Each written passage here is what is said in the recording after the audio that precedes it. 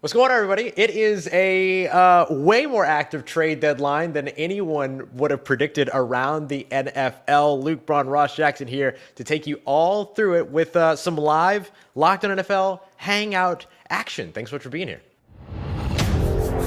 You are Locked on NFL, your daily NFL podcast. Part of the Locked On Podcast Network, your team every day.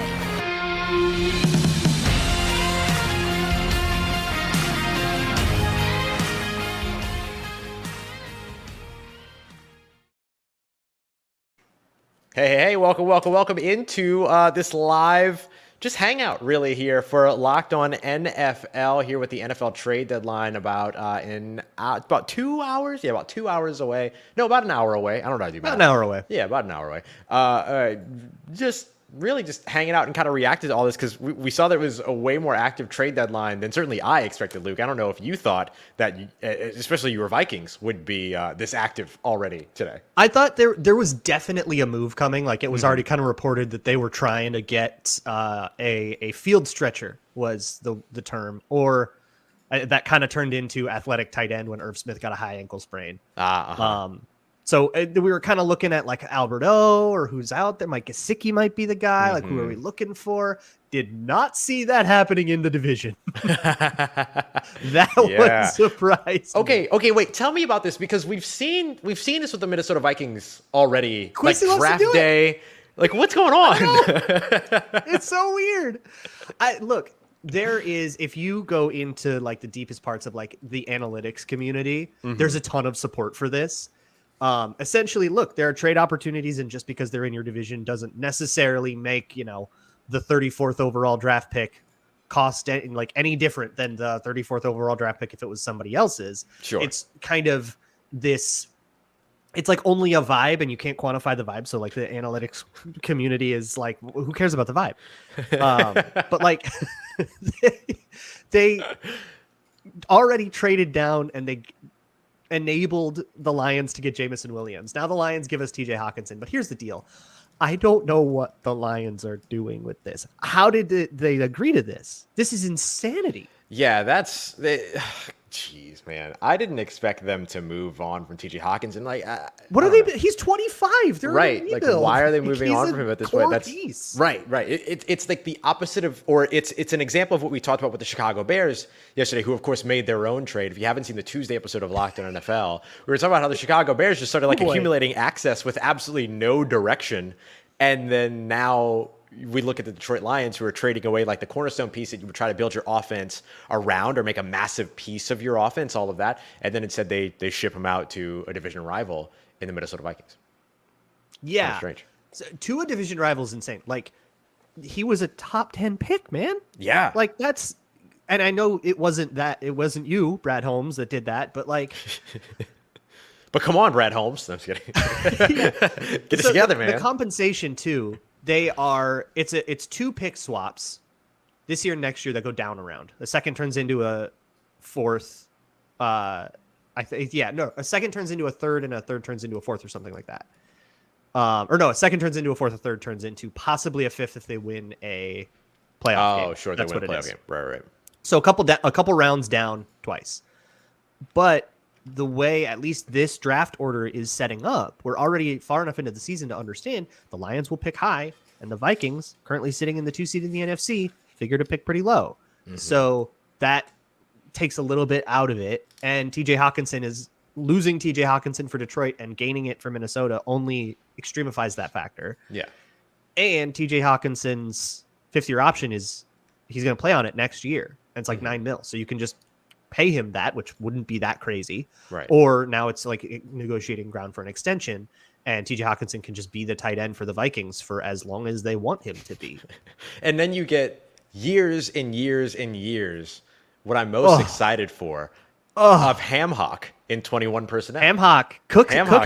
Cooked Ham Hock. Somebody added Cook to that, and that wasn't. That's so good. I was like, Ham Hock came to my brain. And not just my brain. Like, Hawkinson is a balanced tight end that's elite at some stuff. which is an incredible thing to have, because usually with tight ends, you need to have like a Darren Waller, who's like a big slot basically. Yeah. Or you need to go back and you need to have like a dedicated blocker. It's not often you get guys who are both. And when they are, they're like George Kittle, and you're never going to get a George Kittle, right? Never going to get it. Or Travis Kelce, right? Gronkowski. Like those guys kind of are one in a million. Mm-hmm. And if you want like a tight end that's a truly versatile piece, it's got to be like Nick Van Ette. Like it's got to be, it's got to be just like a guy who should be available, by the way. Pick up the phone, call the New Orleans Saints, get you a Nick Van Ette for like a 6th or a 7th round pick. Yeah, like it's kind of, you get guys that are just like Adam Troutman, that are just like, this is a dude that does a lot of things, but he's never going to be the focal point of anything. TJ Hockenson is so good at blocking, and somebody at Nick Olson just tweeted the idea of a rollout boot with the flat guy. We would throw that to Johnny Munt. With like an underneath without 2-yard pass that's right. to Johnny Munt, and now it's on Johnny Munt to get yards after the catch. That's Hockenson now. Right. I'm giddy. I'm flying high. As well, and you the Bears should be. screwed up, and the Packers haven't done anything. This rocks. Speaking of the Bears, Lauren Cox said he's going to join us in a little bit, so we'll get his perspective on a busy day for the Chicago Bears, who first trade. Oh, what do we got? Jaguars are trading. Oh. You're never going to. Can you guess who it is? I'm not going to look. Are they trading? I'll give you a hint. He's on my Dynasty Fantasy team in our Locked On League. Oh, goodness. Are they trading? Who would they be trading away right now? It'd have from to be the an NFC offensive South. player. Be the NFC from the NFC South. So they're trading From for the NFC someone South. from the NFC South. Yes, the Jaguars acquired someone from the NFC South, wide receiver. That's all I'll give you. You're never getting it. Is it? Not a Saint. No way. Saints have too many injured wide receivers to be trading wide receivers. Yeah. Is it like Scotty Miller? No. Okay. He is currently not active. Tyler Johnson? Calvin Ridley. Calvin Ridley. No. Yeah! There's no way you're lying. There's no way. I am not lying unless Mia O'Brien, who I don't Calvin know is a fake, Ridley. She does not look like a fake.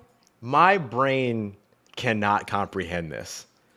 I didn't even know you could do that. I had no idea that you could do that. It's a 2023 5th rounder, a 2024 2nd rounder. Calvin Ridley suspended through the 2022 season. I had no idea you could trade suspended players. I had no idea. I didn't know you could do that. I love that amazing. For Trevor Lawrence. Yes. I love that. And honestly, the Falcons are ready to move on. They got Drake London. Miami has now made 2 trades. Miami traded for Bradley Chubb, which we'll talk about in a little bit, but they also just traded and acquired 49ers running back Jeff Wilson as well. So that's a good fit. That's not as shocking to me as the Calvin Ridley trade, though. The Calvin Ridley trade is just way too good. Oh, hey, look, we have a friend here. It's Lauren Cox of Locked On Bears. Hey, Lauren, how's it going? Hey, buddy. It's a wild day for me. Boy, I'm still scrambling here to get everything together. I'm sure. So give us your quick thoughts on both moves that the Bears, or on the moves that the Bears have been making here as of late, but also, in the last, of course, 24 hours. The busy day. Yeah, it's been wild. I mean, the math kind of adds up to like Roquan Smith traded for Chase Claypool, 5th round pick, Almost, and AJ Klein, but just different. Yeah. I forgot AJ Klein was a part of it again. Yeah, and a different 2nd round pick that is like significantly so. Yes, and that's the thing. So on the front end, the Bears overpaid for Chase Claypool 100%. Like that's more than the market seemed on the outside that the market seemed to be considering for Claypool. But you have to get premium wide receivers to help Justin Fields. I really think this trade is not about the rest of 2022 though. It's about 2023 and beyond, making him sort of that marquee pair with Darnell Mooney. But you get the advanced work on him, right? You get him in to see these last, by the time he gets up to speed, it might be 5-6 games of 100% Chase Claypool. And then, those contract extension talks start happening. So you kind of see how the chemistry goes now, and if they can all be a one big happy family. And I guess worst case scenario, you let him go after a couple seasons and get a decent compensatory pick back for him, and it's not as bad of a thing. But in the meantime, you get another young wide receiver in an offense that's really starting to hit his stride this season. It's not bad. Do you think he's better than Darnell Mooney? I'm genuinely asking. I don't really have a great opinion on that tier right of now, wide no. receivers. Okay, so he's wide receiver 2. Today, but I think like given Claypool's size and speed, if you can work with his tools a little bit and settle him down and hone him in a little bit more, I think he's got the higher ceiling right now to be that like dynamic X He's number a one super wide receiver. athlete. Mm-hmm. Yeah, whereas Mooney is just never going to be the big time, like the big body type guy. He's got real size limitations. I think he's a very good wide receiver, and I think he's better than Claypool right now. But over time, the hope I think would be that Claypool can be and should be in theory better. Get him out of Matt Canada's offense and see if he can cook. Awesome. Second round pick for wide receiver 2. I absolutely love to see it. I mean, look, here's what I'll say about Chase Claypool, because I was very down on Chase Claypool throughout the draft. I saw him as a big guy that couldn't necessarily do the big guy things. And if not for the big guy things, what else is the big guy to do? But 6'4", 4.4 speed, 4.42 speed, if I'm recalling correctly in terms of what his 40 time was coming out. I mean, he at least gives you a bit of a compliment to who Darryl Mooney is, who is a smaller wide receiver, but an explosive wide receiver. So you get another explosive guy and a guy that can kind of be a complementary piece if he can start to kind of do those big guy close to the line of scrimmage things as well, I imagine. And I think Ryan Poles looks at the free agent wide receiver class and says, yeesh. Good point. Yeah. I'm not spending money on those guys. So then it becomes trade. And then it's like, well, who's available and what is the price tag? And there were rumors that Jerry Jeudy was available for a similar price tag, which is harder to swallow there. But like, we've seen like teams that want to acquire big name wide receivers have had to do it via the trade market. Claypool is not a Tyreek Hill, a Devonta Adams, or an AJ Brown, but that's the way to go get a wide receiver this offseason, other than that, or just taking one in the NFL draft. And I think that's where, that's Ryan Poles thinking I can make Chase Claypool be more than what I could otherwise draft at wide receiver with that second round pick, which is, I think, the big risk and the big question, the big one that we don't know of what exactly this wide receiver class is going to pan out like. And that's the one I think it's harder to swallow is could you have drafted a better wide receiver than what you traded for with Chase Claypool? But this is more of a short with pick like 38, like. Yeah. That's the thing that's wild for me is that you look at where the Bears are. I think Tankathon right now has them like 12th in the first round to make it like 44th, somewhere in that 40. With all the pieces they're losing, they could drop, like. right? Are the Bears drafting top 5? Like they don't have a team anymore.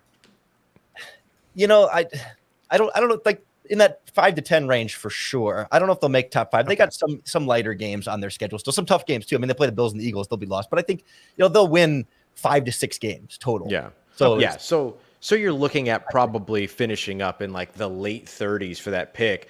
Chase Claypool was drafted 49th overall 2 years ago. So you have to really, really like his tool set and be able to have a clear identification of like, okay, here's how he fits in the offense, which, I mean, otherwise you don't make a move like that, right? And I don't think it was like a hasty decision by Ryan Poles, because, like you said, because it's for next year and beyond. He wasn't like, hey, Justin Fields all of a sudden is firing on all cylinders. Let's just go get him a wide receiver. Yeah, good point. And this was a premeditated, long thought out process of, okay, can we get this player at a price that they feel comfortable with? And evidently that was it. Yeah. Well, I'll tell you what, if you give me the option between the two different trades that have happened for a wide receiver today, the Bears acquiring Chase Claypool and the Jaguars acquiring a suspended Calvin Ridley, give me the Chase Claypool trade day in and day out. Why is that? Because I find myself saying like, yeah, they gave up a little bit more for Ridley, but if like they're trading for Claypool for 2023 and beyond, that's kind of what the Jaguars are trading for Ridley for. And I just don't know that you give me the guy that's playing in the NFL. Don't give me the guy that's going to have a year off, come back, potentially get injured. I gave up a second and a fifth and all these other things to get him and try to look smart. Okay, you know what I mean? There's a bunch of conditions on the Ridley thing that I think make it really smart. Okay, let me hear those. This is rap sheet. If he gets it reinstated by a certain date, it's a 2023 fifth. Otherwise, that is a sixth. If he makes the team in 2024, it's at least a fourth. If he hits this is the fifth is. Oh no, at maximum a 2023 fifth and a 2024 second. So if he hits a playtime milestone, it's third. If he gets a long-term deal done, it's a 2. So if Calvin Ridley's career is just over, they gave up a couple of day 3 picks on a dice roll. If he actually plays and he's good for them, then it's like a second and a 5 for Calvin Ridley. In that case, since you built in those conditions, Sorry, Lauren. I would take the Calvin Ridley trade. But like I'm you were taking the saying, you were Calvin kind of Ridley looking trade, at the Calvin Ridley trade too. After that was made, after the Bears having made the Claypool trade, would you think about those two in comparison? Yeah, I find myself leaning towards the Ridley thing just because, again, like what Claypool does to the remainder of this season is insignificant, matters not at all in the long-term scheme of this deal. It's about what these receivers give you next year and beyond. And a lot of protections built into Ridley makes that one a lot less. I don't want to say a lot less risk, not less risk than Claypool necessarily, but like less risk than it looked on the surface of like, okay, yeah, that's a nice way to take a flyer on a player that could be something that could be a huge deal. Because I think Ridley is just, significantly a better wide receiver based on what we've seen so far than what we've seen from Chase Claypool. And I would rather have that piece and the risk involved with that than the very real risk that comes with the way Claypool has had his ups and downs in Pittsburgh. Yeah, that's fair. That's fair. Especially now that you see all these conditions and everything. Real irony there is that the Falcons traded him to the Jaguars. That was the team he bet on the Falcons to beat, was the Jacksonville Jaguars. That is so great. And now he's there. Ross is done. He's out. Kick him. Wait, Scream. no. It's a conspiracy. I can't. Get the tinfoil hat, Ross. I cannot. BetOnline.net is your one site. I can't. That deserves a laugh track. Oh, come on. Yeah, I know. I had to do it. No, that's wild. That is incredible. Tennessee Williams couldn't write that drama. Like there, no one could write that drama. Did Lane Kiffin do that? That feels like something Lane Kiffin would do. Oh my gosh. Oh, that's insane. All right. Well, with that being said, that's incredible irony. Lauren, I know you have a lot of other stuff. You got a show, Locked On Bears. Tell the folks what you've got planned for the rest of your evening and where they can find more on this Bears trade and everything else going on with the Bears. Yeah, we're going to be talking to Chris Carter from Locked On Steelers all about Chase Claypool and how he's supposed to fit in Chicago in the short and the long term and kind of what went wrong with him in Pittsburgh. So be sure to check that out over on Locked On Bears. Also going to be on Locked On Sports today with Peter Bukowski talking about these Bears trades all over the Locked On Podcast Network, wherever you can find your podcasts, on Twitter, on Facebook, on YouTube, on the Odyssey app. All the places we do Locked On, you will find me today and tomorrow. That's right. Your team every day. Lauren, we appreciate you, buddy. Our buddy every day. Thanks so much for coming through, man. Have a blast for the rest of everything. If the Bears do another one, come back through. We got you. Yeah. When that David Montgomery trade comes through for some reason, I'll be right back. Hey, there we go. There we go. I know a couple teams in need of running backs. Appreciate you, buddy. Have a go, man. See you later. That's awesome. Oh that God. nugget, that Jaguars nugget, I will never be able to get that out of my mind. That's outstanding. That's absolutely wild. All right. So as we continue through here, let's take a little, not necessarily a break. Luke and I are gonna kind of catch our breath a little bit, but here is on the Bradley Chubb trade, which we'll discuss a little bit more here in just a moment. Here's Cody Rourke, who covers the Broncos over at Locked On Broncos every Monday through Friday, and his thoughts on the Bradley Chubb trade, which sent Bradley Chubb to the Miami Dolphins for future draft considerations, all that good stuff. For 2 consecutive years, the Denver Broncos have traded away a first-round pass-rushing talent in exchange for draft capital. I'm Cody Rourke, host of Locked On Broncos, and the Broncos have finalized a deal sending star pass rusher Bradley Chubb to the Miami Dolphins. Now, in exchange, they'll receive some compensation, a first-round pick, a 2024 fourth-round pick, but they'll also receive running back Chase Edmonds, as well as the Broncos have a stable of running backs right here going forward, especially considering some of the contract options expiring with Melvin Gordon and Mike Boone after the season, not to mention Latavius Murray on a one-year deal. But for the Broncos, they move forward at the edge rusher position with Randy Gregory, who they signed in the offseason, Baron Browning, who has moved from inside linebacker to edge rusher, Jonathan Cooper being an option, as well a former 7th-round pick for the Denver Broncos, alongside Nick Bonito, who was drafted in round 2 of the 2022 NFL Draft. George Payton trying to make some moves here. We'll see what he can do in the NFL Draft. Make sure you tune into Locked On Broncos, free and available everywhere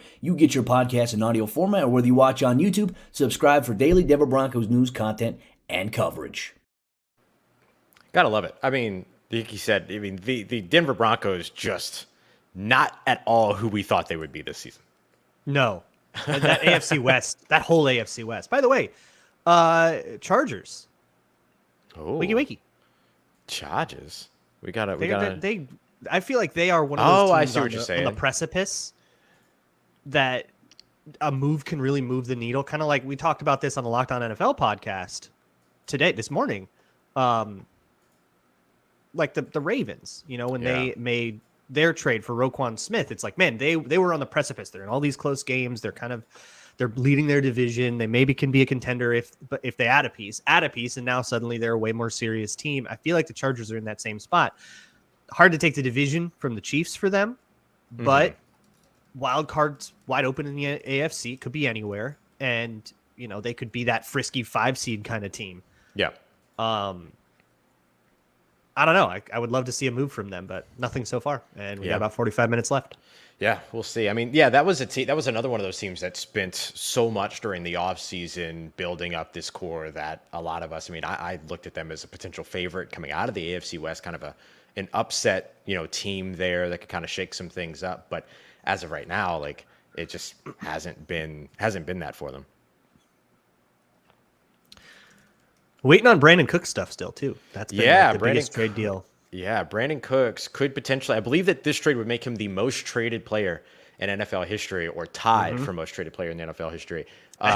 He was, and he hates it. Like he has to. He's like sick of it. Yeah, he's like, I just want to be on a team, man. Yeah, goodness. And so there's a chance that he ends up getting traded today. I love Lovie Smith, but I mean, when you have a player that's not at practice on the trade deadline, don't get mad when people ask you if you're thinking about trading Brandon Cooks, because when you have a game on Thursday, he had there is like a real reason for him to miss practice, right? No, they said it was well, I don't want to say no, right? He said that it was a personal reason is why he missed, but that could be because he's personally being traded for all we know. So there's not really anything there to really cover up. Oh, okay. That would deter you from at least asking the question if you're a journalist in that room. Everything. But I love that response of him just being like, why are you asking me that? Well, I mean, it's to trade deadline, dude. Yeah. Feels like I'm covering an NBA trade deadline. It's never been like this. I know. It's wild. Like, we don't see this very often at all. Oh, we have a question here from David Harrison, host of Locked On Bucks, Locked On Commanders, and often here for Locked On NFL, as well as it's surprising to see wide receivers involved in trades to non-competing teams, given the talent pool that's entering the league in the draft on a yearly basis. I don't know. I don't think that it necessarily is surprising. I think that, and correct me if I'm wrong here, Luke, but I think that part of it is, it just depends upon the teams and how they value assets that exist now versus assets that don't exist yet. It's just that this is a trade that for like the Bears and Jaguars, that's a long-term thing. Right. And the Bears wanted Chase Claypool long-term, which, okay, guys.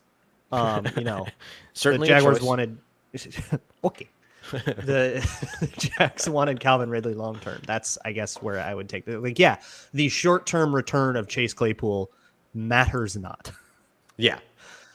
But I think that's part of the reason I really like how this works out for the Steelers. They get a second round pick, a high second round pick for a guy that they took. What'd you say? Third round? Yeah, no, second round. They took the second round, but it was like 49th.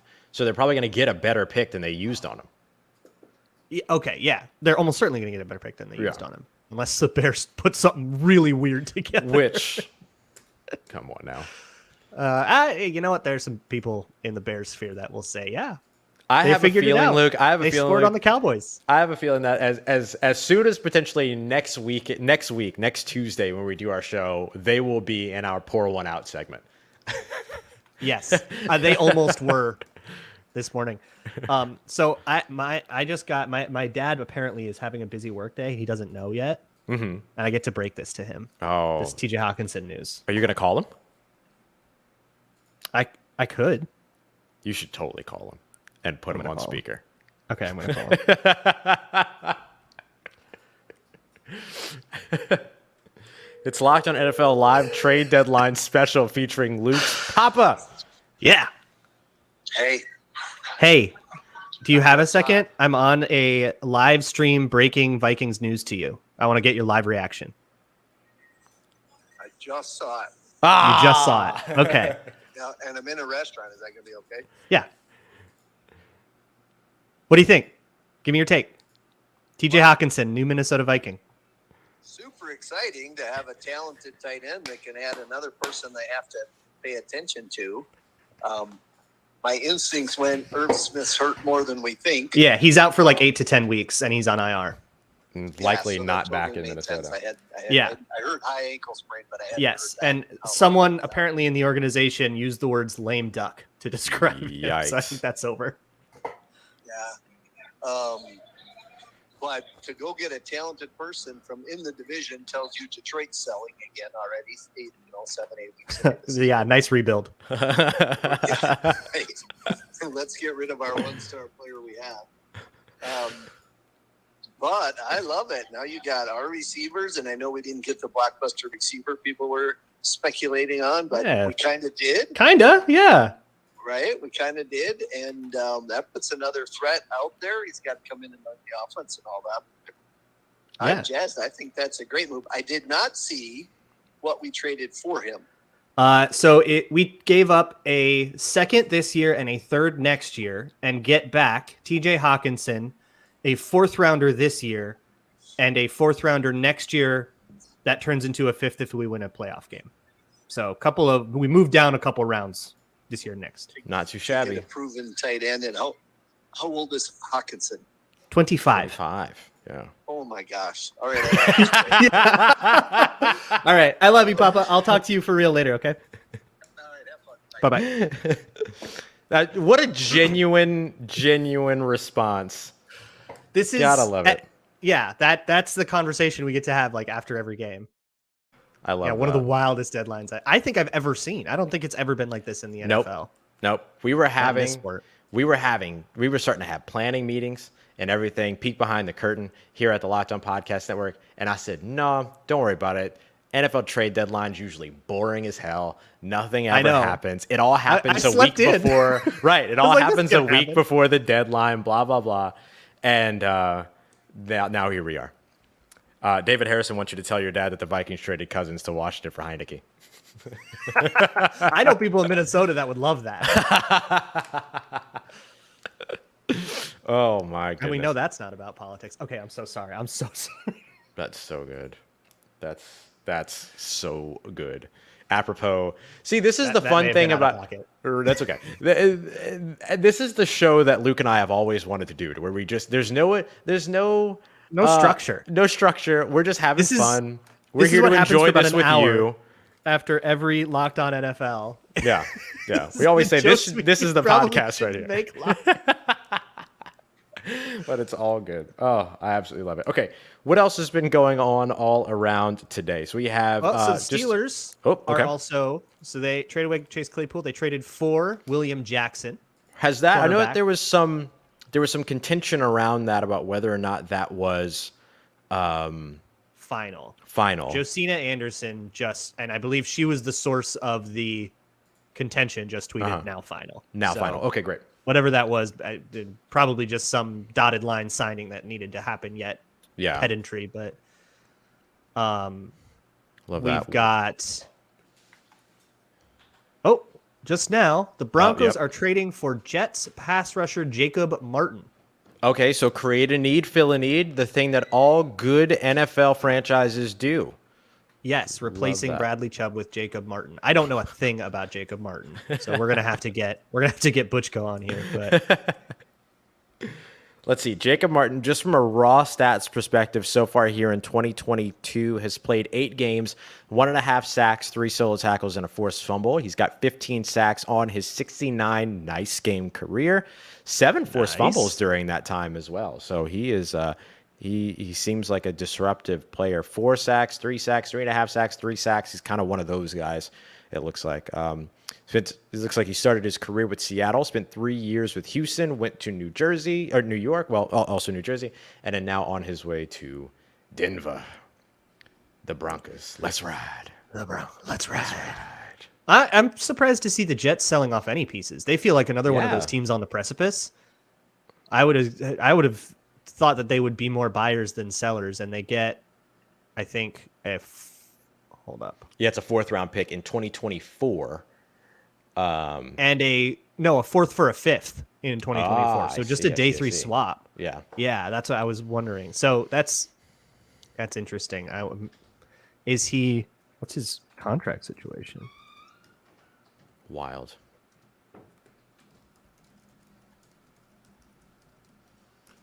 He just signed.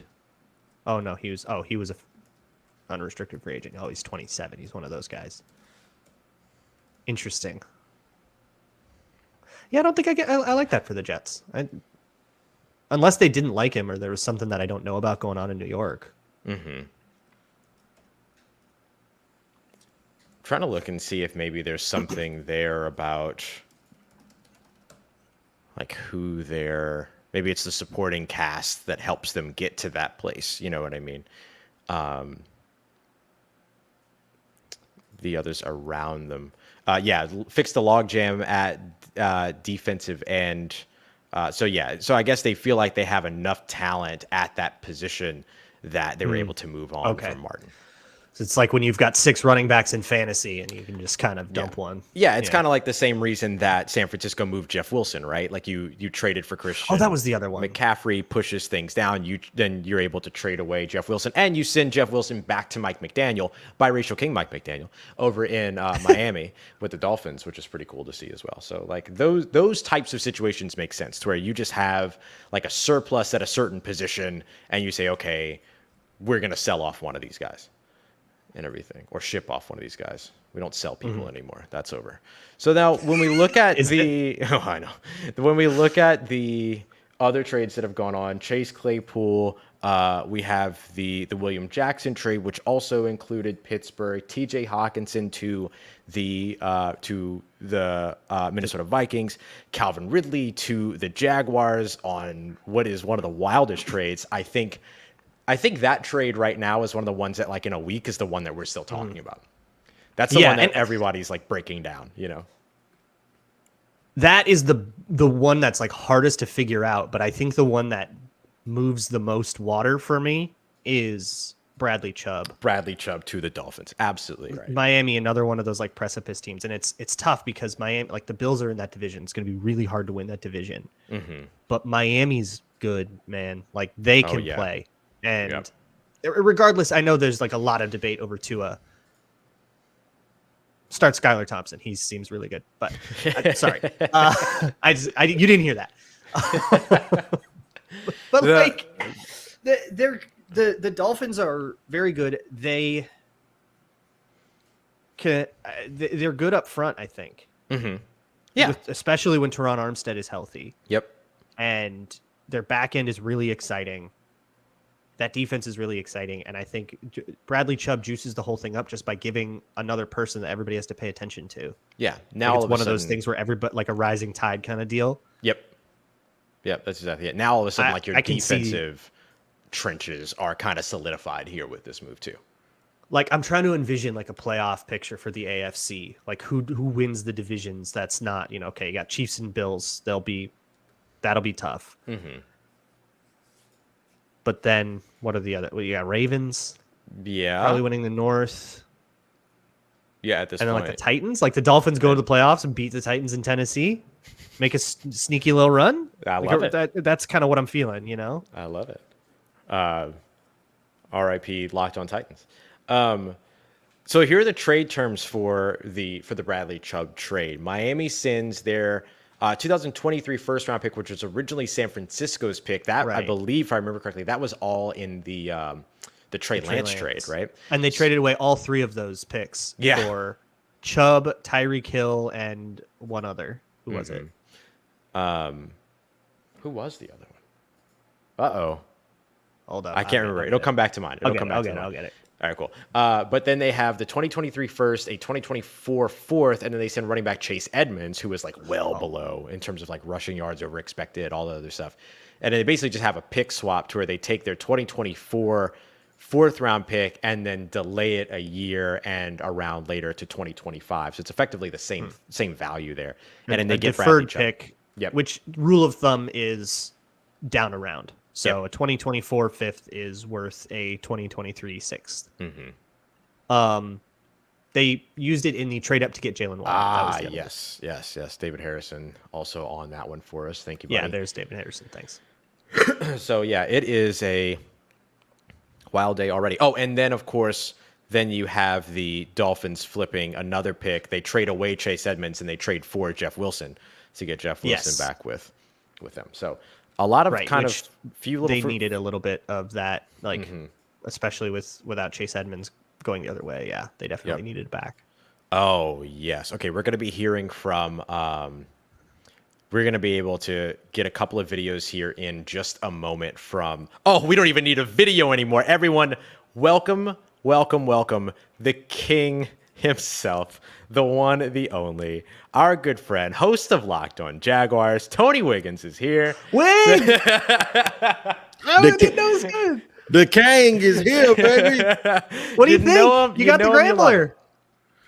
Hey, man, they were gonna have to get a wide receiver somewhere, and the word I had put out already that the word of the day is quandary, and y'all know I had to look it up and find out what it meant exactly. but I guess it means something about being perplexed in a certain situation or something like that. So here's the thing: you need. I'll be using words I don't even. But the thing is, look, you I promise I ain't been drinking. I promise. Look, I mean, you they want a number 1 wideout, right? But nobody wants to pay 2 first-round picks. So the Jaguar fans are constantly telling me this is too much compensation for Claypool. It's too much compensation. Okay, so you want somebody proven that can play, that can really stretch the field, but you don't want to pay for it, man. That's like, going to Peter Luger's with $12. You ain't eating no steak in there. So the thing is It's the East what Coast do y'all want to do? What do you want to do? You're going to just sit there and if you don't go out and do stuff like that, what you're going to have to depend on is your GM. So y'all want to give Trent Baalke Trent Baalke ain't drafted a wide receiver in his life that turned out to be any good. So at some point you have to do something outside of the box. This helps next year. They're already thinking about next year. It's kind of like in the NBA. It's kind of like the Spurs did this forever. They get the rights to a guy that ain't going to play for them right now. right. Yeah. They hedged it so well. That's why I like it. Like, if this is a disaster, like the worst case scenario is you're protected. You gave up a couple 3rd-round picks. Who cares? Right. For a couple 3rd day picks, right? Is that right? I Day think, that's picks? what I meant. Yeah, I think if it goes bad, it's a 4 and a 6. Yeah. Meaning a 6 in 23 if it doesn't go right and if he doesn't hit certain benchmarks or whatever. The highest it can be is a 2nd round pick, and that means that he signed on long term. So that means if you decide if you and the first pick, by the way, depends on when the league reinstates it. I hope he ain't betting on games and, not making it look bad, But the thing is most people don't really think that what he did was egregious. Nobody thinks Calvin Ridley is Pete Rose. You know what I'm saying? Yes, absolutely. There are much. Well, never mind. I don't need to say that. Everyone knows what I'm thinking. Everybody knows what I'm thinking. Wig, did you hear earlier, or do you remember the team that Calvin Ridley got in trouble betting on the Falcons? I think it was Jacksonville. It was the Jacksonville Jaguars. But you know what? Here's what's funny about that. You can go to a daycare center and find 17 toddlers that would have done the same thing. They would have bet against Jacksonville. So, Did he win that bet?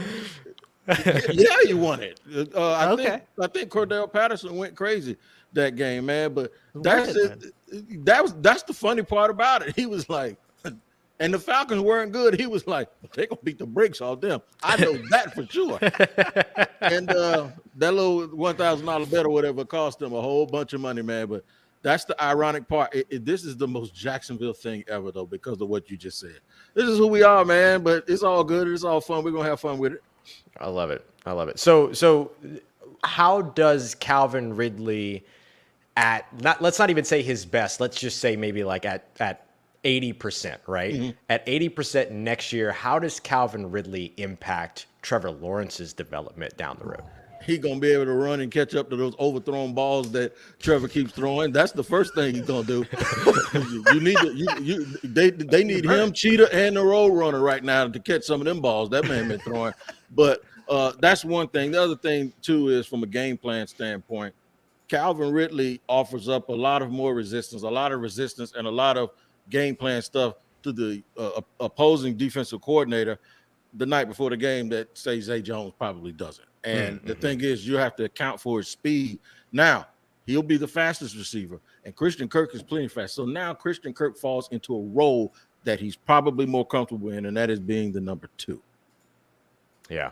All X receivers aren't 6'3". I've been trying to tell people that for a long time. I think Calvin can be an X receiver.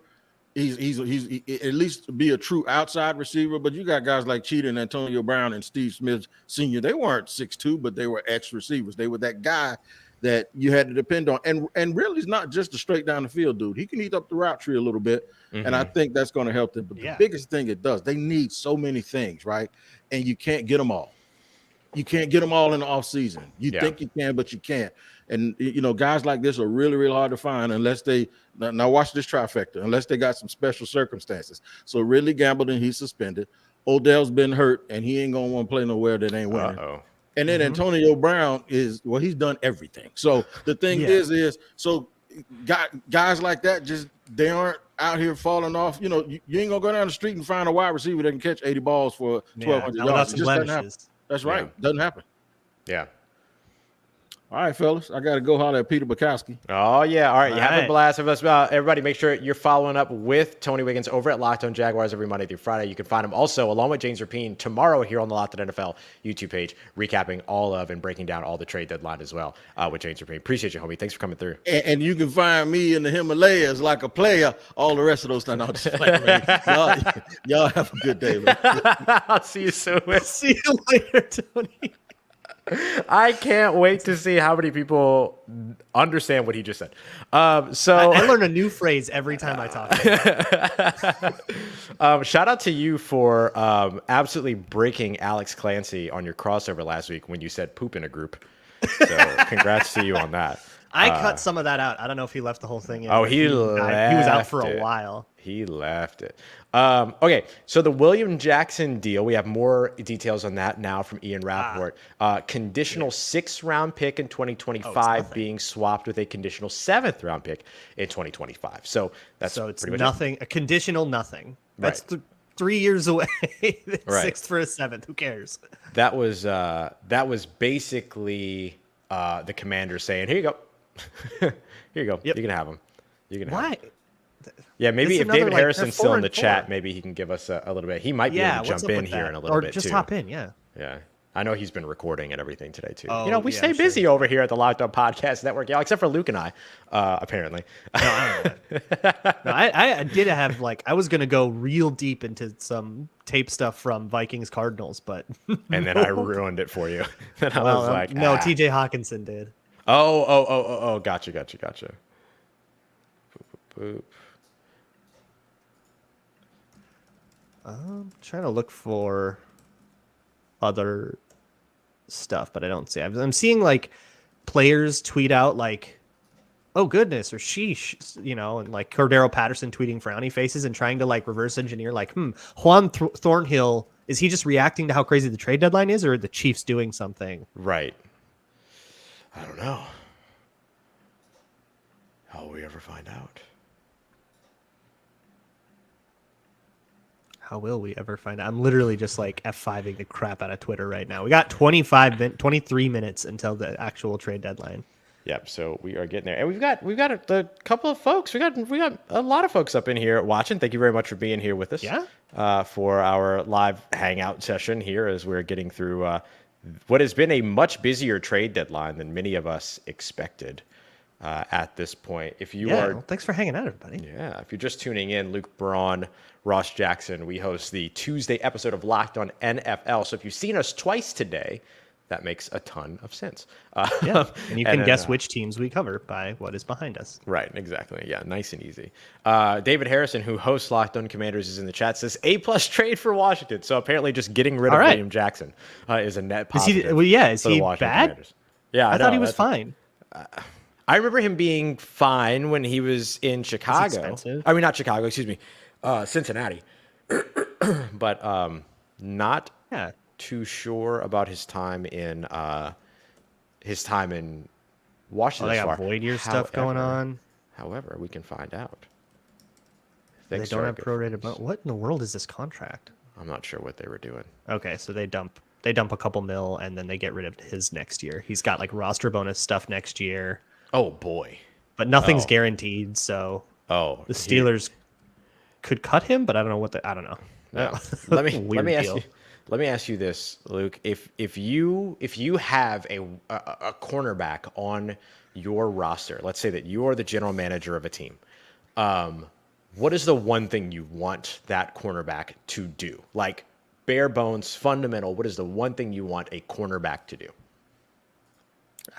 Cover? Yes, cover. Keep Okay. the wide receiver from catching the ball, right?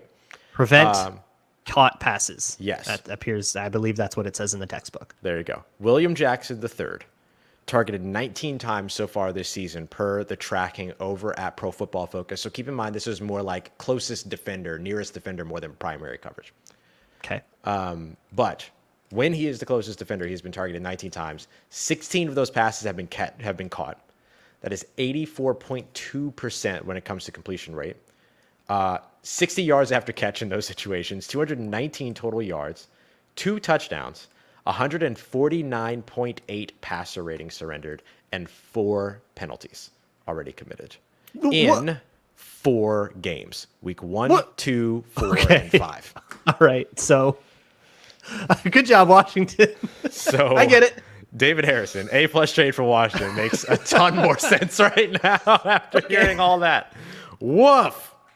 Woof. And for whatever reason, I guess Mike Tomlin sees him. I mean, Mike Tomlin, the Steelers, they've wanted him since 2016, basically. Jake Lisco was talking about that in our DMs. Jake Lisco, one of the co-hosts of Locked On Bengals, saying basically hey, the Steelers have been eyeing that guy forever at this point. And then they finally get him. So I guess Mike Tomlin thinks that there's still something there to be done for sure. But certainly will be very interesting to see how that all pans out. Whoa. Oh, hey, Saeed, dope. Would love the Chiefs to get a defensive line addition, maybe Josh Allen. And of course, that's defensive end Josh Allen from the Jacksonville Jaguars, not quarterback Josh Allen from the Buffalo That would Bills. be an interesting, the Patrick Mahomes, Josh Allen package. Oh, that'd be so fun. Well, let's reinvent the sport. That was like watching AJ Green get an interception last night on Monday Night Football. That was insane. Or a corner named AJ Green. Oh, I was like, not that. I was like, oh, not yeah. the 50-year-old That, wide I know receiver. the corner. He was like a 5th rounder or something. And some of his first action. No, the Seahawks released J.J. Arcega-Whiteside Oh man! and signed Laquan Treadwell to their practice squad. So they Little released draft J.J. busters. Arcega-Whiteside and signed J.J. Arcega-Whiteside. Interesting. To their practice squad. Oh, that's mean to J.J. Arcega-Whiteside. Which one? Woof. There's all right, that. So we are 20 minutes away now from the end of, or actually the trade deadline itself. I can't wait to see, have we seen the last trade or will they be one more trade? Is James Rapine gonna get his trade of Tom Brady back to the New England Patriots? I don't know. I could actually see that. I'm thinking about that Josh Allen Chiefs trade that Said said. Here we go. We got another one here. Josh Allen was tossing it back and forth behind the line of scrimmage until someone gets open. Yeah, I would love to see that for the Chiefs. I mean, that's one of those things where the Chiefs do need the needle moved a little bit. The Kadarius Toney trade was a nice one. That was one of those kind of pre-trade deadline trades, right? Kind of like what we saw, the ones that we've seen over the course of the past couple of weeks. But I love getting Kadarius Toney there. Now you add the other premier position that you're in need of over on the defensive side. That would be a huge get for the Kansas City Chiefs. And there are that would be those huge. guys. And they need that defense. I think, it needs a little bit of juice up front. I've been waiting to see if the Saints were going to trade Marcus Davenport today. That could be somebody that goes to Kansas City. Marcus Davenport's one of those players that's on the 5th-year option. You don't know if he's really going to be around next year. Is he somebody that you're going to trade and try to get something back for, as opposed to being tasked with having to replace him with nothing in return over the course of the offseason? Could be an interesting one. But I have the feeling that they really want some speed rushers over there. Apparently, the Rams offered multiple first-round picks to the Panthers for Brian Burns, and Carolina said no. What first round picks were they? I mean, I know it's got to be 24, 25. Yeah, like later ones. Yeah, maybe or that's Carolina wants something 29. A little more immediate.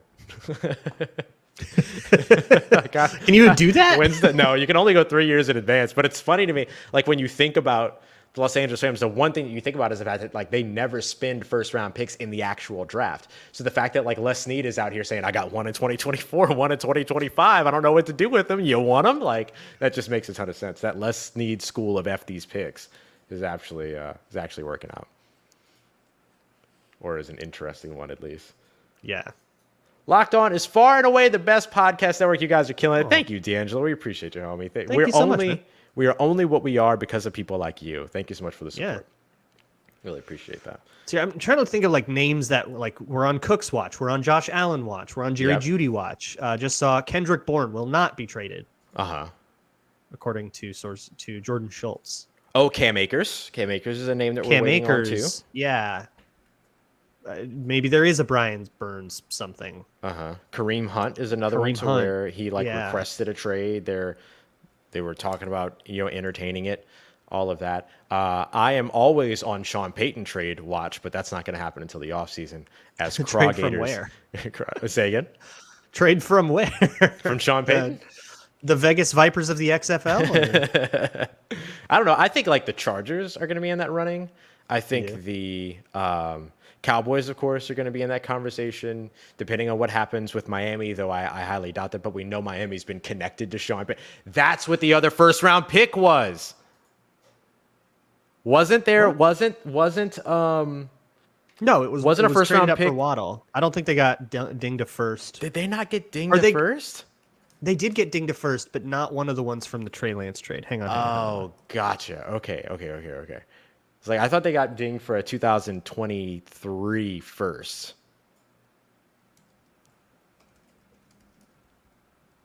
I'm Googling it.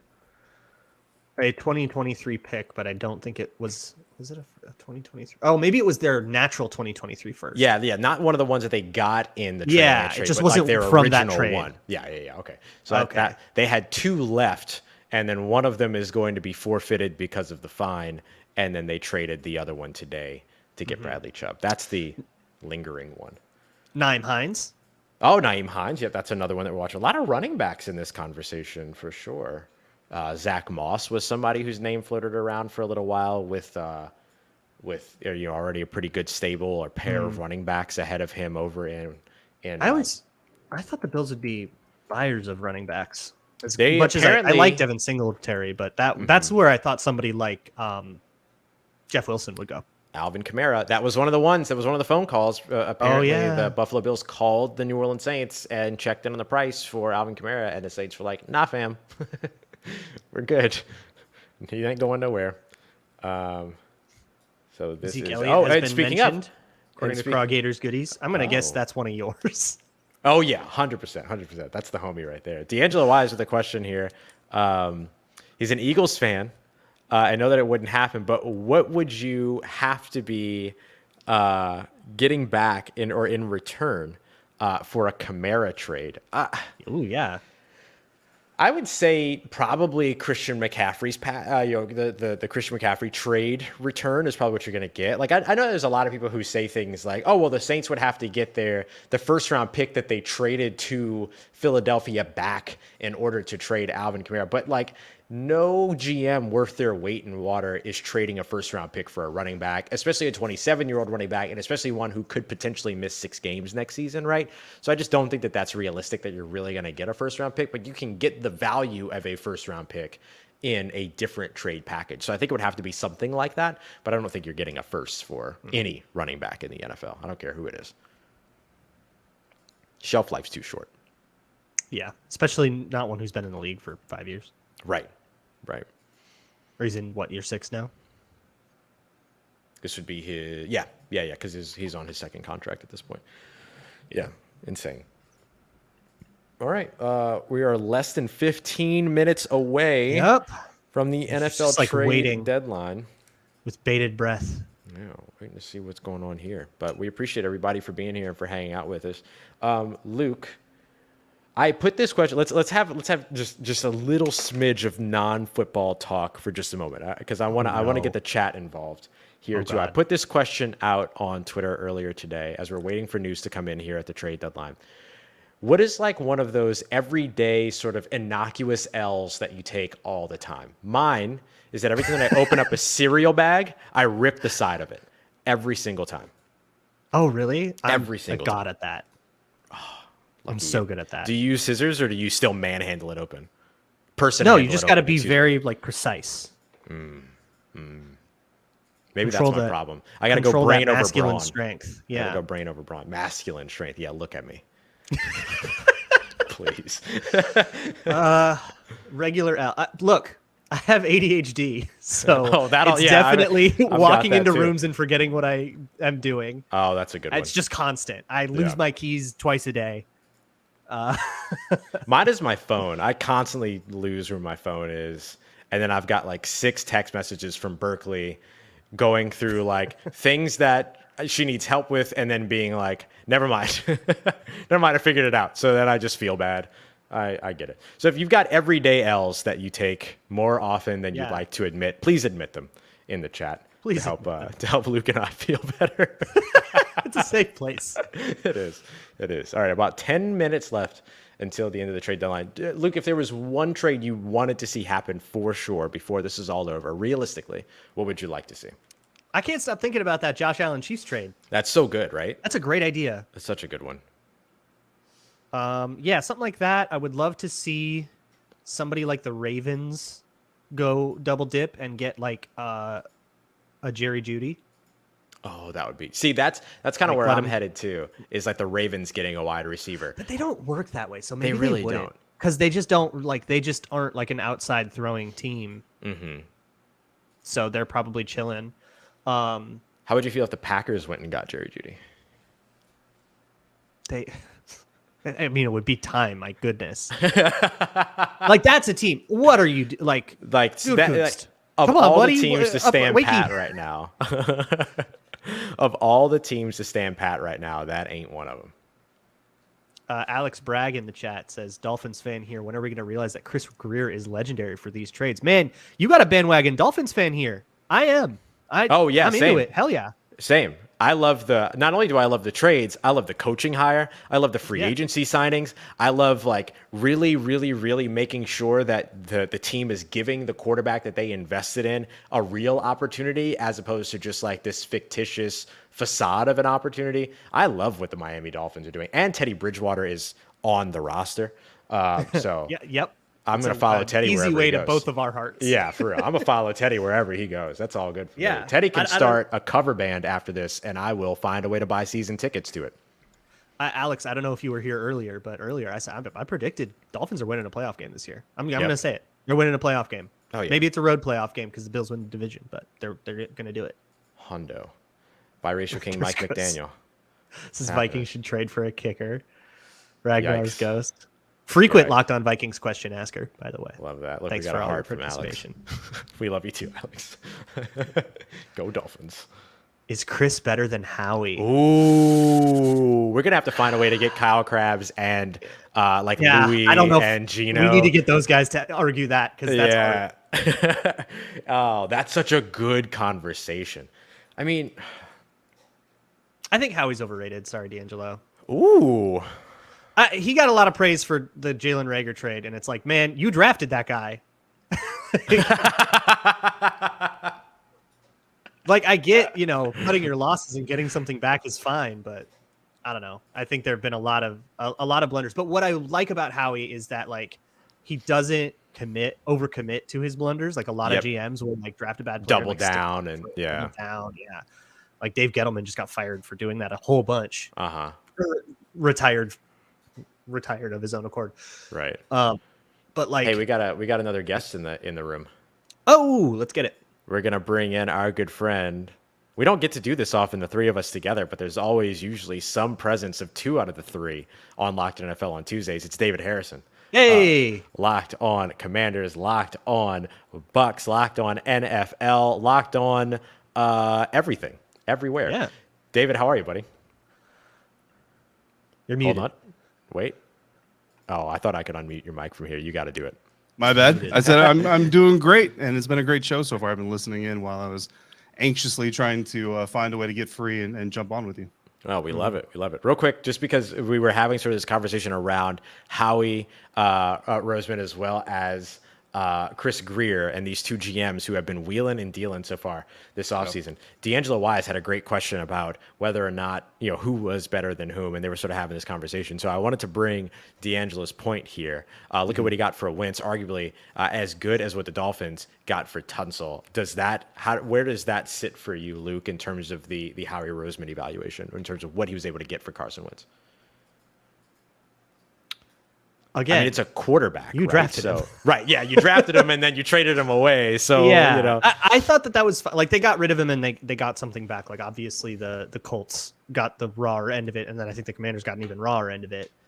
But, yeah, that's the way that I have to, parse Howie, is that, he will make mistakes, but then admit that. Yeah. But, man, yeah, what the Dolphins... I kind of feel like trades you made with Bill O'Brien don't count. He was just a mark. So I don't give Chris Greer a ton of credit. Look at what the Cardinals did. You let Steve Keim work one on you.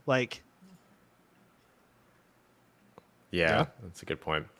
All right, we'll be able to circle back to the conversation. We're also going to hear from Kyle Krabs here in a little bit. We have a video being processed from him right now on a busy day in Miami. So, Alex, make sure you hang out so you get a little bit of Kyle Krabs in your day. David Harrison, though, here from Locked On Commanders today at the moment, but you'd also catch him along with James Yarko over at Locked On Bucks. David, you mentioned that this was an A-plus trade for the Washington Commanders, sending William Jackson III to the Pittsburgh Steelers. We looked at his kind of raw coverage stats from Pro Football Focus. Tell us more about why this is a net positive for the Commanders. I mean, you talk about GMs, your decision makers making a mistake and then sticking with it too long. I would say that Ron Rivera and the Washington Commanders made a bad mistake bringing William Jackson into the team. To be honest with you, just from Jump Street, because and this is something that when the signing happened, we talked about on Locked On Commanders. Fans talked about it, and multiple media members talked about it. This is a press man corner. He likes to be physical at the line of scrimmage, and you're putting him into a scheme that mostly relies on zone. Mm-hmm. And defense coordinator Jack Del Rio, head coach Ron Rivera, got annoyed several times over the years because they were asked about playing more man or shifting the man, and they they knew why they were being asked the question, but they got annoyed with it. It was like, well, when you bring a guy like William Jackson in, that question is going to be asked. And when you look at some of the coverage numbers that you guys were talking about, which are very telling, you're asking a guy again that likes to win at the line of scrimmage, right? There are specific points you can win in pass coverage as a defender, and one of those points is at the line of scrimmage. You stop the release or you hinder the release and you kill the timing, then you can win the route a lot easier. That's what William Jackson does best. So when you ask him to sit back and basically catch a route, right, like backpedal, stay in your zone, catch a route and catch a receiver in the midst of his break or into the stem, you're asking for trouble, because this is a dude that just does nothing but be physical. So you talk about those penalties, that's William Jackson. He likes to be physical. You know where you can do that? Within 1 yard of the line of scrimmage. So let him do what he does best. And I think that's what the Pittsburgh Steelers plan on doing. So, it's just a matter of basically cutting your losses as much as you can. And, my comments, look, William Jackson's a great dude. He's been nothing but great to the media. He's got a great personality. He's very engaging. Effort is always there. I don't want my comments to be misconstrued as disrespect. The dude, he is a good part of a roster. The guys like him in the locker room, all that stuff. So the Steelers are getting a good player. It's just he's a guy that's been on a racetrack, built for one type of vehicle, and he's been driven like a different kind. So this is one of those examples of the scheme and what you're asking of the player matters just as much as what the player has the natural ability to do. If that player has a natural ability and you ask him to do something that's absolutely counteractive to that, you're going to have a bad time. It's Nnamdi Asomugha all over again. You know what I mean? One guy might look good in one place, and then you put him in another place, and he looks like a fish out of water because he is a fish out of water. And to kind of circle back and trees. yeah, absolutely. And to kind of circle back to the question I asked you guys, which I appreciated your guys' answers on, but like wide receivers, I don't want to say they're a dime a dozen, but you can almost fit a wide receiver into your scheme, no matter what their skill set is, as long as you're accentuating their skill set. But, you talk about corners, you got Kendall Fuller on one side, who's more of a zone guy. You have William Jackson, more of a man guy. I mean, what are you going to do? Play half zone, half man, and just tell the guys in the middle to adapt as things come to them? No, you gotta kind of go one way or another. So where are you going to go? And Kendall Fuller is the captain. So if you got the captain on one side and a not captain on the other side, you're probably going to lean to what the captain does better. Yeah, that makes a ton of sense too. Yeah. I don't know. It was an interesting trade for sure. Are there any other players that folks should be on the watch for here, just a couple minutes away from the trade deadline now, when it comes to either the Commanders and the Bucks? We got a buzzer beater. We got a buzzer Told you the Bills were getting a beater. running back. Nyheim Hines. Nyheim Hines. Okay. That's a great one. Yeah, he was a recent rumor guy. Yeah. Mm-hmm. Yep. And he was a guy that the Colts were really, really excited about over the course of the beginning of the season. And it just never looked like it was fully coming to fruition in terms of the way that all kind of panned out. So Nyheim Hines headed to a system that is going to look to throw the ball. And you're talking about a guy that's a versatile running back, wide receiver. He's a return man as well. I mean, there's a lot of value in a guy like that for sure. So where's Cam Akers going? Great. I mean, is he going to stay in Los Angeles? Is it going to be one of those ones? I mean, we'll stay live here a little bit after the trade deadline, of course, because we always have those ones that kind of fold in, a little bit later, or the news comes in a little bit later. But yeah, it's interesting to see, because like, is Cam Akers just not going to play for the rest of the season? If that's the case, same thing for Kareem Hunt, who requested a trade reportedly. So, be interesting to see where all of those end up. We're waiting to see the compensation still on that Nyheim Hines trade. How do you guys feel about this one? I like it. I mean, I felt like the needed Bills back. needed to kind of go somewhere. And I mean, Cam Akers was a name that was talked about. Obviously, Kareem Hunt was another name. I mean, I really liked Christian McCaffrey going to Buffalo. Like, that's something that I think would have been really dangerous. That would have been unfair. I just think you start planning your parade through 4 feet of snow in upstate New York right now. Just start salting the streets to keep the snow off, enough so they can do it. But he goes to San Francisco, which is also a good place. Obviously, it's working out so far. I mean, short, small body of work. But I think that the Buffalo Bills, it's an area. It's one of the few areas I think they needed to address, and I like who they got for it. Yeah, that makes a ton of sense. Luke, this is one that you were looking for. You were looking for a running back to Buffalo. Yeah, I think that's good. They've seen a little juice out of James Cook. Devin Singletary we kind of know what he is, and he's fine. There's nothing wrong with him, but I liked the idea of them getting a little bit of a little extra juice into that committee. But I like the McCaffrey idea a lot more for them, as just give me another thing that the Bills do really well that you now have to worry about. I don't think Nyheim Hines moves the needle for that much. I don't expect the trade compensation to be like all that high. Yeah. But sure. Yeah, works. I would also expect that this trade compensation is going to be conditional, that there will be conditions attached to this, because Nyheim Hines has dealt with a lot of injury over the course of his career thus far. Yeah. Oh, yeah, we are past the deadline now. So we are past the deadline. Okay, we're going to wait to see if there's going to be any other sort of news trickling in. David, you want to keep hanging out with us, or do you have like several things you have to do? I can hang out. Yeah, I've got Locked On Commanders recording in half an hour, so I can hang out for a little bit. You were going to ask about other possible trades that might be expected. I think from the Commanders and Bucks. I know Deron Payne was a name. Oh, that a lot of people right. had really talked about, and I was talking to a Commanders fan earlier today. Actually, he was asking me about Deron Payne, and I kind of said I think at 4-4. With the way that the schedule works out for the Commanders, I know they have a tough one this week against the Minnesota Vikings. Not sure if either of you know anything about them. No. They've got a tough contest coming up this week. We'll see how that goes, and then you got Philly on Monday night right after that. So definitely a tough 2-game stretch here in a second. So you could easily be 4-6 just as soon as you get to 4-4. But after that, you do have some games that are arguably winnable: Falcons, Giants twice, stuff like that. So there's some potential in there. I think that helps you keep a guy like Deron Payne. Plus, if you're going to trade him, you're talking about a guy who's going to be a free agent this offseason if you don't re-sign him or tag him, which I don't expect to happen. And if he gets signed away for what you expect him to, you're probably looking at a third-round compensatory pick. So if you're a team trying to get Payne off this roster now, you're giving at least a third-rounder because that's what they're going to expect to be able to get anyway in return for him. And then Antonio Gibson was a name that was kind of floated around, but Ron Rivera, the same day that rumor came out, very emphatically told us that's not happening. Yeah. But what was interesting, guys, is the day he very emphatically told us that Antonio Gibson was not being traded, he said nothing about Daron Payne. So I wouldn't, even if it doesn't actually end up being something that comes out and says, by the way, at the last minute, this trade happened. I think it's safe to say that the Commanders at least were open to hearing offers, even if they didn't actually pull the trigger on accepting one. Yep. Sounds like they're. So, oh, yeah, go ahead. No Brandon Cooks trade. He's staying put. All the Panthers stay put. No Kareem Hunt trade. Cam Akers staying put.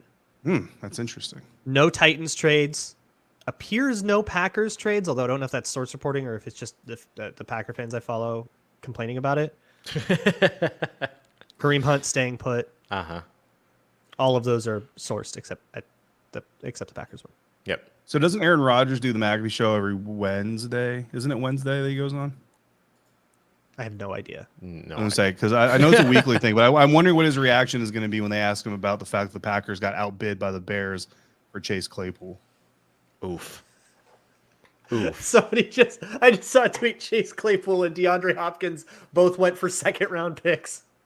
Yeah. Yep. Oh, B.O.B. Yikes. Oh, I forgot about that trade. All right, real quick, because, David, this has been probably a trade that Luke and I have had the most fun with. Calvin Ridley was traded while being actively suspended. We have a video here from Aaron Freeman breaking down the trade from Locked On Falcons. Calvin Ridley is done in Atlanta and he's headed to Jacksonville. I'm Aaron Freeman with Locked On Falcons. The Falcons traded Calvin Ridley to the Jacksonville Jaguars Tuesday afternoon, an hour ahead of the 4 p.m. trade deadline. And as we suspected, Ridley, who was suspended for the entirety of the 2022 season due to gambling last year while away from the team due to mental health reasons, has played his final snap with the Falcons. Based off of reports from Ian Rappaport of NFL Network, the Falcons will receive at least a 2023 6th-round pick from Jaguars for Ridley. And if he's reinstated after the season, that could turn into a 5th-round pick. Then in 2024, things get very interesting if the Jaguars are able to retain Ridley after his contract expires at the end of the 2023 season. The Falcons get a 2024 draft pick, which at the very least will be a 4th-round pick if he's on the Jaguars roster. If he plays a certain amount, an unspecified playing time milestone, it'll turn into a 3rd. And if the Jaguars re-sign Ridley to a long-term deal, it's a 2nd-round pick. So are the Falcons' former 1st-round pick, who the team briefly shopped this past offseason before his suspension was handed down in early March, could net the team upwards of a 2nd and 5th-round picks over the next 2 drafts, depending on his success in Jacksonville. We were already rooting for Calvin Ridley to land on his feet wherever he wound up playing outside of Atlanta in the future, and now we'll be rooting even harder given the conditions of this trade. For more coverage of this trade and the Falcons, follow Locked On Falcons, part of the Locked On Podcast Network, your team every day. So really nice breakdown there in terms of what that can be and what that can turn into for the Atlanta Falcons.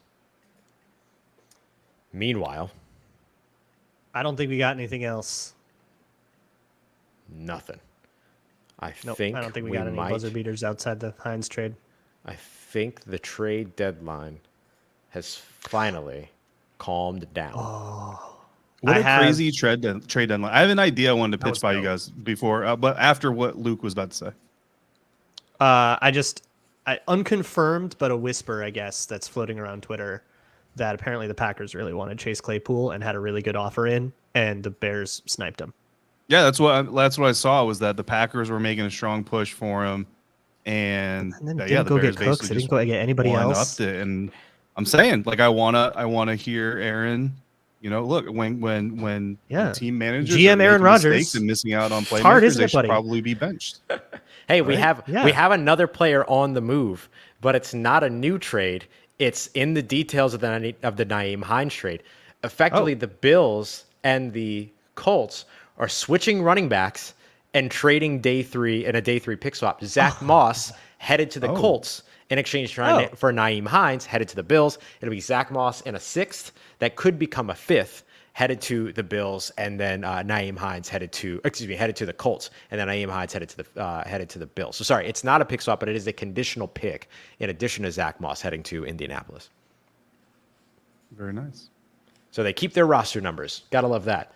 All right, perhaps the biggest kind of needle moving trade that we saw today was easily Bradley Chubb headed to Miami Dolphins along with head coach biracial king Mike McDaniel.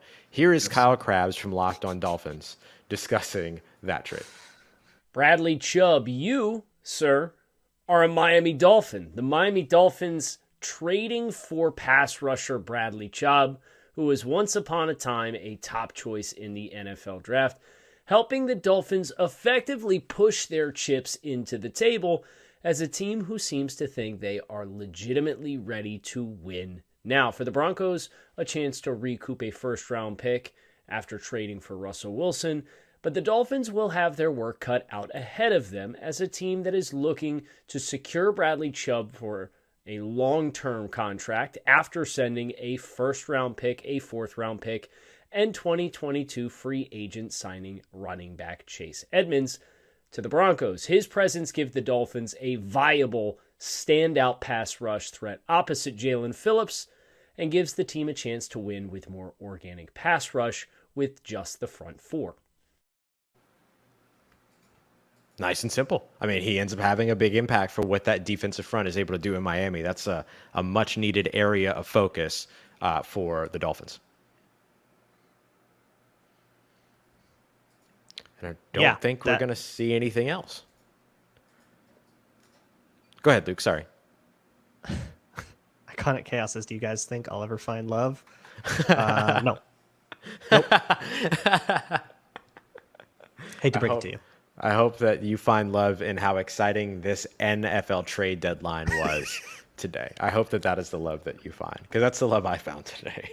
So I have an idea about that I wanted to run by you guys. Yeah, please. Like kind of a last second what if. So we already know the NFL already dominates the rest of the calendar, right? There's about 25 days really where the NFL is just not in charge of the news cycle when it comes to pro sports in this country. The only place they really falter are the trade deadline and the Pro Bowl, the All-Star game, right? And they're trying to fix the Pro Bowl.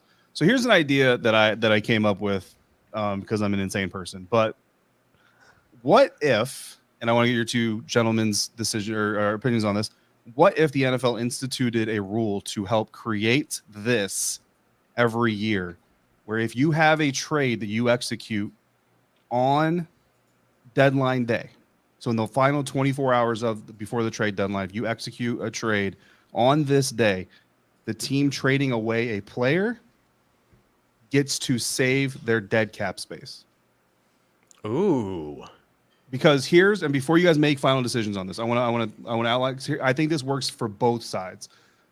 Because obviously, if you're trading away the player, you're saving dead cap, right? You're going to probably get capital back, but you're going to save dead cap space. If you're trading for the player, ideally, if I'm a GM, I'm going, hey guy, you're saving X amount of dollars in dead cap space. I'm not giving you a second. I'm giving you a third or fourth, right? So basically, the benefit to the team trading away the player also becomes a trade chip for the team sending draft capital. And I would like to add the rule, just because we know how this works, no leaking of trades. Like if your trade leaks 25 hours out, it's null and void. It's got to be a part of the news cycle. So that's abusable. I immediately thought of, okay, I'm going to sign somebody to a gigantic. If I have a quarterback on a giant guaranteed deal, I've got Dak Prescott and say I want to get rid of him.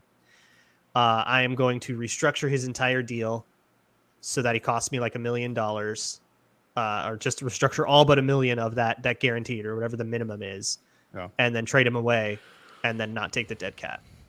So, like, I can abuse it that way, right? Well, but remember, restructures have to be agreed to, though. Like, you can't just restructure a player's contract and say, we restructured it, you're done. The player has to agree to a restructure of a contract. So if the dead cap goes away, that means the player's got to also pay back that signing bonus if it happens? Oh, that makes it. That's a good point. Yeah. Yeah, that's a good point. I mean, the NFLPA would absolutely say no. Like, Yeah. This is, a benefit. This is a benefit between GMs. Players are still getting there. And that, I think that would be fair, though. Like, the player still gets their cash, but we're talking about, operational budgeting versus actual cash. And we've had this discussion. I know, Ross, for a fact, I've heard you had this discussion on your podcast of actual cash spending versus cap spending. Right. And how those finances work. So the player can still get their money in that sense, and then the team basically is just relieved of their cap responsibilities.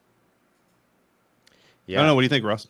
I don't know. I think it's interesting. I think that it is abusable, but there are things in the NFL trade spectrum already that can be abusable that the NFL doesn't allow to happen, like sign and trades, for instance. You just need a clause that says you can't do that. Yeah, like this, like the restructure has to happen X amount of days ahead of the trade or something like that. Like there has to be something like deadline. The previous year. Like it can't Maybe be a have a restructure that restructured happened deadline. that year or something. Ooh, a like that. restructured deadline. I mean, something like that. I mean, you have a fifth where- year, right? Like, or not Yeah. fifth year, Oh, that franchise would be tag crazy. deadlines and all that. Like, You have a restructured deadline before the final day of the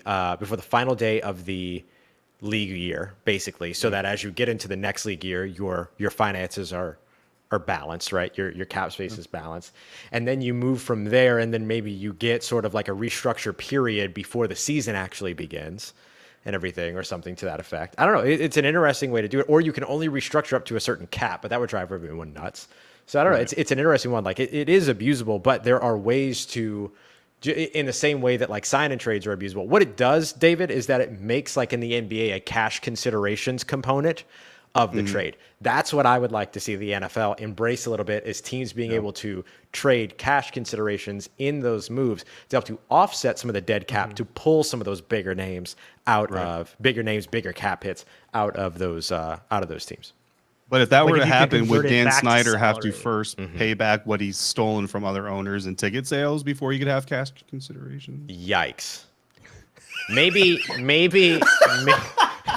Maybe that money just goes into a pool that offsets dead cap being traded for all the other 31 NFL franchises. There you go. Maybe we just do it that way. Oh my goodness. All right, guys. I got to split. Yeah, I gotta think that go go talk to Peter and make fun of him. Let's have fun. Awesome. All right. Appreciate you guys so much for coming through. Thank you, everybody, for joining us here on the Locked On NFL podcast, part of Locked On Podcast Network, your team every day. We'll be back to our regular programming later, but we appreciate you being here with us as we track down the trade deadline. Luke Braun at Luke Braun NFL. You can find him Monday through Friday over at Locked On Vikings. David Harrison at DHarrison82 on Twitter, Locked On Commanders, Locked On Bucks. Ross Jackson at Ross Jackson Nola on Twitter, Locked On Saints. Appreciate y'all very much. We'll be seeing you here again soon.